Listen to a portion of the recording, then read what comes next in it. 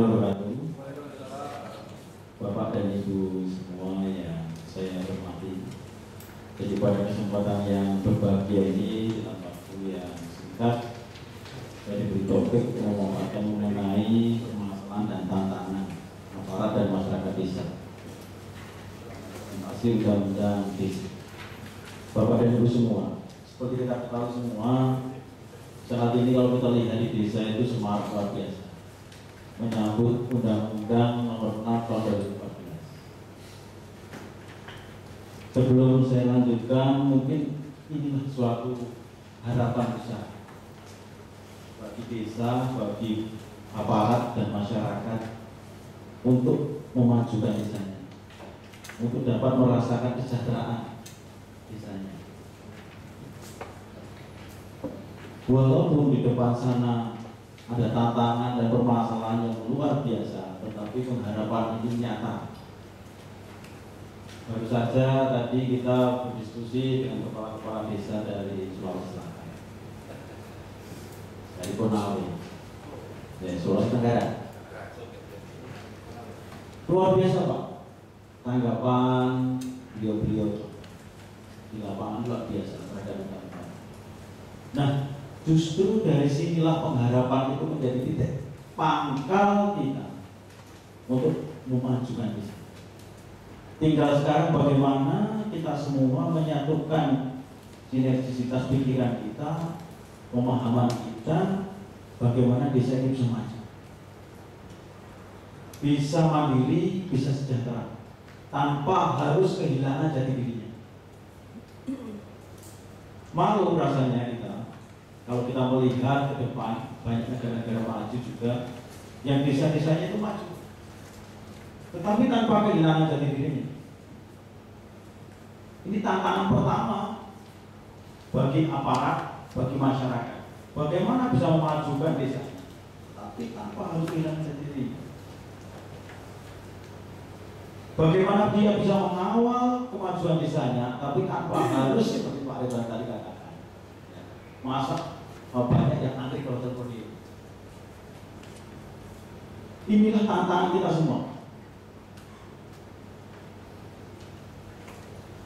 Artinya harus ada regulasi, ada pendampingan, ada pelatihan untuk menuju ke itu. Dan ini harus dilakukan kita bersama. Tidak mungkin kalau ini hanya merupakan pekerjaan pemerintah desa saja dan masyarakat, tidak mungkin. Ini pekerjaan kita semua. Dengan kapasitas kita, institusi kita, talenta kita, bagaimana menyumbangkan pikiran, keterampilan kita, bagaimana bisa maju. Karena kita punya keyakinan. Nah, kalau keyakinannya benar, keyakinan.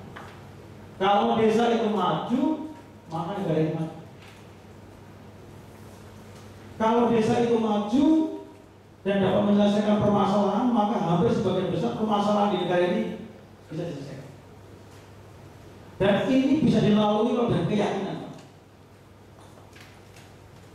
Seperti orang berlari di tengah lapangan dikejar anjing, Pak. Itu mungkin dia tidak bisa berlari kencang, tapi begitu dia menghadapi masalah dia bisa kencang. Nah, semangat ini penting. Semangat itu kita tumbuhkan kepada pemerintah desa, masyarakat, bahkan pihak-pihak bahwa negara kita bisa maju, bisa sejajar dengan negara lain. Dan dari desa inilah sebenarnya salah satu solusi. Permasalahan apa lagi yang dihadapi Pak? Kalau dikupas permasalahan dan tantangannya, banyak tidak habis-habis. Satu persoalan masalah kewilayahan. Di depan mata kita menghadang sekarang ini bagaimana desa-desa akan memekakan. Seharusnya kita semua, baik yang di desa, di daerah, di pusat, semua setuju kalau ada yang namanya pemekaran desa itu pasti itu menuju ke kebaikan, atau sebaliknya bahwa pemekaran desa itu akan menuju ke keburukan. Belum tentu kan? Semua harus dikaji secara mendalam. Kalau daerah di pulauan sana yang harus berhari-hari menuju desa itu, kenapa tidak dimudahkan? Tetapi sebaliknya, kalau desa itu tidak ada kesulitan geografis, tidak ada kesulitan manajemen, walaupun penduduknya sudah 2 kali lipat, 3 kali lipat dari persyaratan, kenapa begitu? Maka di DKI contohnya, di kelurahan ini Pak, satu kelurahan bisa 400.000, nggak ada persoalan. Asalkan di situ kapasitas penyelenggara pemerintahannya bagus, kesejahteraannya bagus, aksesnya. Artinya pemahaman ini penting kita semua. Bahwa pemekaran itu hanya salah satu tool, alat. Tapi perlu dikaji. Yang penting adalah bagaimana menuju kesejahteraan. Dan untuk ke arah ini Pak, untuk membentengi ini sekarang. Contoh persyaratan Pak, persyaratan ditingkatkan. Jawa ini contohnya, dulu cukup dengan 300 KK atau 1.500 jiwa bisa menjadi desa. Sekarang tidak bisa. 1.200 KK atau 6.000 jiwa baru bisa. Kemudian kalau sekarang cukup dengan Perda 2002 ya, 2005, sekarang tidak bisa dengan Undang-Undang 2014. Di sini harus ada namanya desa persiapan, harus ada register dari provinsi. Desa persiapan itu 1-3 tahun. Ketika 1-3 tahun ini dievaluasi tidak bisa, terus kembalikan ke desa itu. Kalau memenuhi syarat, diberikan rekomendasi provinsi, provinsi mengajukan ke pusat, ada kode desa. Dan ini sudah berjalan kalau kode desa, sudah berjalan. Jadi setiap desa itu punya kode. Ini alat kontrol. Nah, sistem yang diperbarui ditingkatkan adalah tidak dengan perda, tapi prosedurnya harus dengan di situ ada perda, di situ harus ada register, di situ ada dokumentasi, dan ada kode desa. Kemudian Bapak dan Ibu, masalah wilayah lagi, masalah batas desa. Hampir sebagian besar desa-desa di Indonesia ini batasnya batas alam. Batas alam itu kalau belum desanya belum ada inovasi, belum ada perusahaan yang masuk, belum ada konflik. Tapi begitu nanti sudah maju, wah ini mulai konflik. Tantangan ke depan apa Pak kita Pak? Ya harus menetapkan batas desa. Ketentuan kita sudah ada Pak di Permendagri 26/2007. Saya ulang, Permendagri 27/2006. Itu ketentuannya. Ada koordinatnya. Dan ada tahapannya. Ini yang kita semua. Baik melalui penetapan, kemudian penegasan. Penetapan ada 3 tahap, penegasan ada 5 tahap. Ini harus kita lakukan. Disosialisasikan kepada PMDS dan masyarakat. Nah, kesadaran ini Pak penting sekali dibangun, bahwa wilayah itu penting. Coba bayangkan kalau batasnya tidak jelas, bagaimana mau mengoptimalkan penyelenggaraan pemerintahan desa? Dan perlu kita sadari bahwa namanya batas desa itu kalau selesai ya batas daerah itu selesai.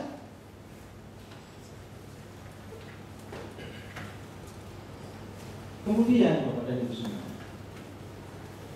menyangkut masalah mengganti potensi unggulan desa.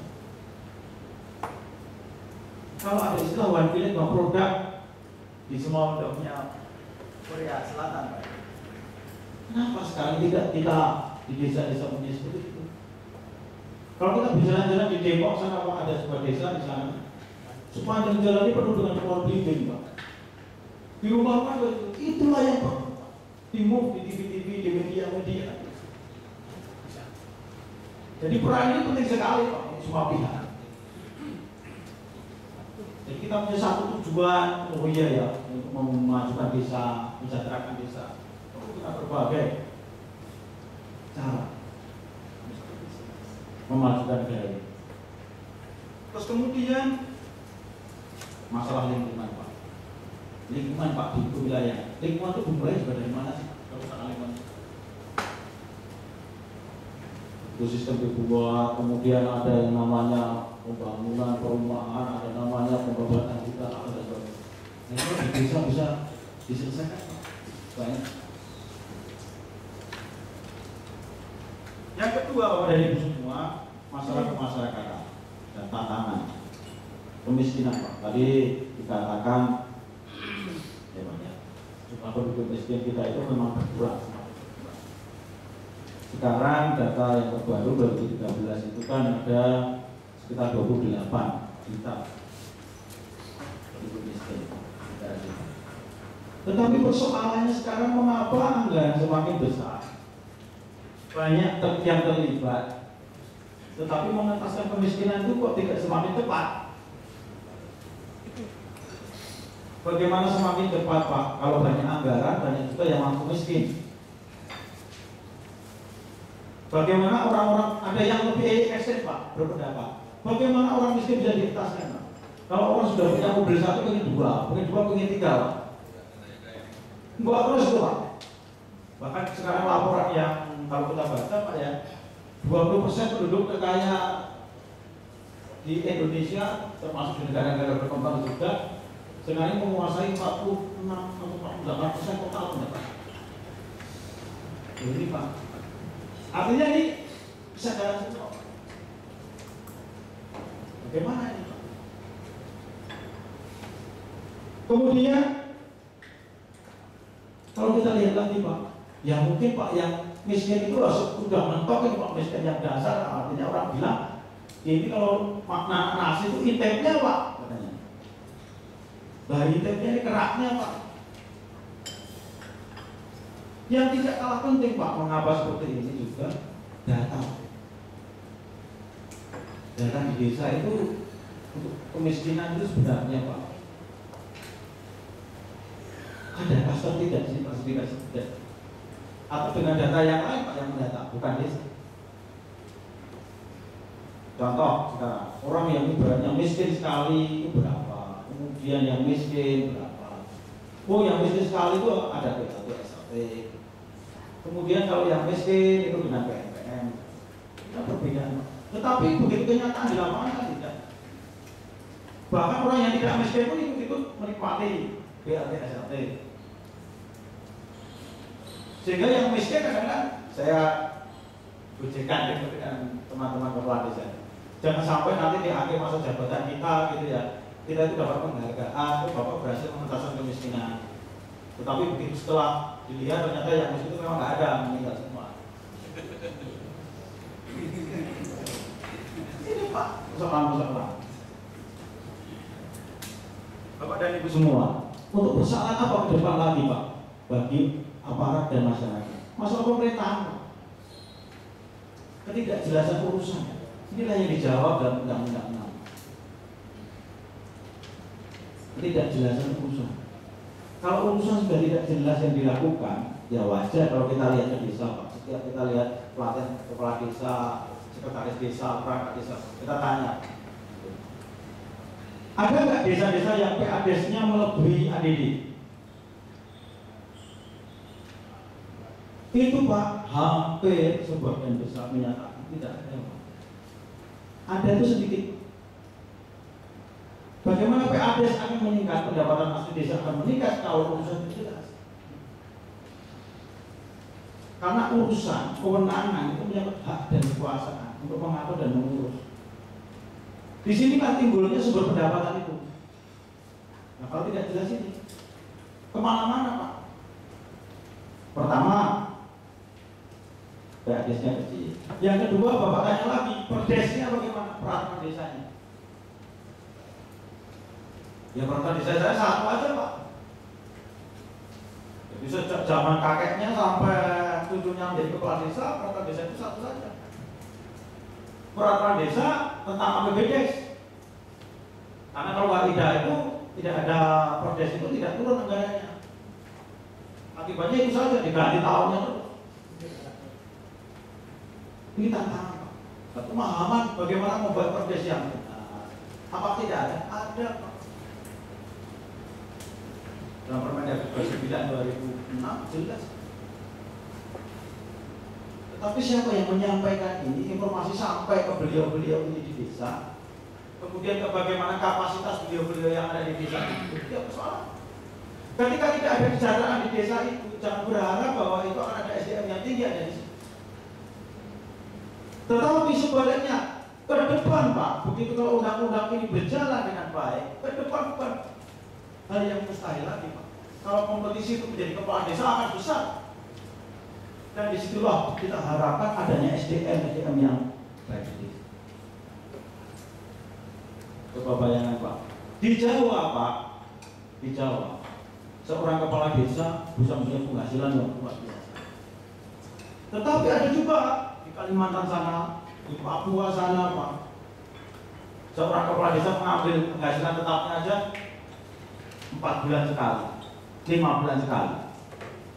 Karena biaya untuk mengambil sama menerima itu lebih besar biayanya. Ini solusi Pak. Oleh karena itu kalau dikatakan tadi ada namanya ADD penghasilan tetap, terus kemudian ada dana desa dari APBN, itu salah satu solusi. Tinggal sekarang bagaimana menyikapi solusi ini supaya yang berkah ini tidak menjadi musibah. Jadi kita semua sekarang sedang dirancang, disusun mengenai PP. Nah, RPP ini Mei ini diharapkan selesai. Jadi kita terus Pak ya berproses untuk menyelesaikan ini. Jadi harapan kita supaya ini menjadi berkah buat kita semua, mensejahterakan bagi desa, bagi daerah dan bagi nasional. Kemudian persoalan lain Pak di dalam pemerintahan, di keuangan khususnya, mengelola anggaran ini, memahami pengelolaan anggaran mengenai APBD itu isinya apa, APBD itu apa, bagaimana kaitannya dengan RPJMDes, dengan RKPDes, bagaimana ini tantangan aparat. Mungkin bagi kita semua sangat mudah Pak membedakan, oh iya ya kalau saya membeli komputer, membeli ini itu masuk ke dalam belanja apa, kemudian tapi bagi desa Pak, siapa yang memberikan bimbingan ini? Padahal yang namanya kepala desa itu dari berbagai latar belakang. Sekarang ini bervariasi Pak. Ada kabupaten kota yang mengadakan BTEK sampai 3 kali, 4 kali. Tetapi ada yang kabupaten kota sampai 2 tahun, bahkan sampai ada yang masa jabatannya habis tidak pernah Pak. Nah inilah yang harus dicari solusi. Maka diberikan solusi, salah satu solusi adalah bagaimana peningkatan kapasitas menjadi prioritas. Tadi Pak Lebar benar, harus ada prioritas. Dan di dalam PP disebutkan prioritas itu apa saja. Tidak mungkin kita akan melepas begitu saja untuk desa. Oke. Harus ada skala prioritas. Dan itu yang tahu ada teman-teman kita, bapak-bapak kita di provinsi kabupaten kota. Kita buka ini. Nah untuk mengatasi ini Pak, 5 tahun, sejak 5 tahun yang lalu kita sudah mengadakan TOT manajemen PMDes Pak. Sejak 5 tahun yang lalu, karena undang-undang ini sebenarnya sudah sejak 8 tahun yang lalu Pak dirindukan, diharapkan. Pembahasan intensif Pak. Sudah mau jadi, sudah luar biasa. Baru tahun 2013 akhir sidang paripurna, kemudian 2014 dengan tanggal 15 Januari diundangkan suatu pekerjaan yang luar biasa. Menjadi tantangan ke depan lagi. Bagaimana ini bisa benar-benar terwujud, kita bisa melihat desa-desa itu maju Pak. Nah, persoalan apa lagi Pak ke depan yang kita hadapi pemerintah desa dan masyarakatnya? Masalah kelembagaan Pak. Waktu Undang-Undang 22/99, kalau orang itu jadi kepala desa Pak, pengen jadi BPD Pak. Kalau sudah menjadi BPD, bagaimana saya itu berbeda dengan kepala desa? Kamu mau ngomong apapun, yang penting saya tidak sependapat. Dan bagaimana menjatuhkan kepala desa. Dan ini sudah bisa diatasi Pak, dan Undang-Undang 32. Kemudian kita lanjutkan lagi, kita sempurnakan dengan Undang-Undang 6 tahun 2014 ini, supaya tidak terjadi. Jadi ada kontrol dari masyarakat, tetapi bagaimana konflik itu diminimalkan. Nah, ini yang peran BPD lembaga sekarang ini. Kemudian ke depan ada persoalan apa lagi Pak? Sekdes Pak. Sekdes yang PNS bagaimana sekarang? Itu ada 53.000. Nah, apakah itu akan ditarik total semua? Oh, tidak Pak. Nah, ini solusi Pak. Sekarang kita cari solusi di PP ini bagaimana? Solusinya. Karena ini sekdes ini kan golongannya 2A Pak. Golongannya 2A, 2B itulah sekarang ya. Kok terus mau istilahnya apakah mau solusinya ditarik ke kabupaten? Oh tidak, bukan itu solusinya. Kalau ditarik ke kabupaten Pak, oh dia itu menjadi apa? Golongan 2A itu. Padahal sekarang beliau-beliau ini adalah tangan kanannya kepala desa. Koordinator, administrasi, keuangan itu Pak Sekdes.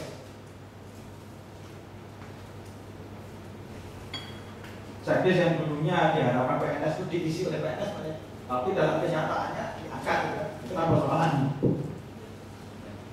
Nah, tapi sekarang kan sudah jadi pemikiran ke depan, bagaimana menyelesaikan permasalahan ini sehingga desa tetap tertib, administrasi buka setiap hari kantornya. Dulu sebelum PNS Pak, kantor desa bisa seminggu sekali di luar Jawa itu buka. Bahkan ada yang 2 minggu, 3 minggu sekali. Lah namanya menjadi kepala desa itu pekerjaan sampingan Pak. Bukan utama seperti di Jawa. Di Jawa ada tanah kas dan sebagainya, utama dia setiap hari buka. Nah kalau di luar Jawa, pekerjaan utamanya Pak, di ladang saya Pak. Sehingga yang namanya cap dibawa kemana-mana. Ketika kamu di ladang, jadi cap di ladang kan gitu. Gitu Pak. Nah inilah berbagai persoalan. Kemudian untuk masalah yang mungkin yang terakhir Pak ya, personil Pak. Memang benar, meningkatkan personil ini perlu sinergisitas banyak. Salah satu hal yang dilakukan kita Pak, TOC tadi. Yang kedua, sekarang ini kita mempunyai 3 balai Pak. Ada Balai Jogja, Balai Malang, Balai Lampung. Ini itu.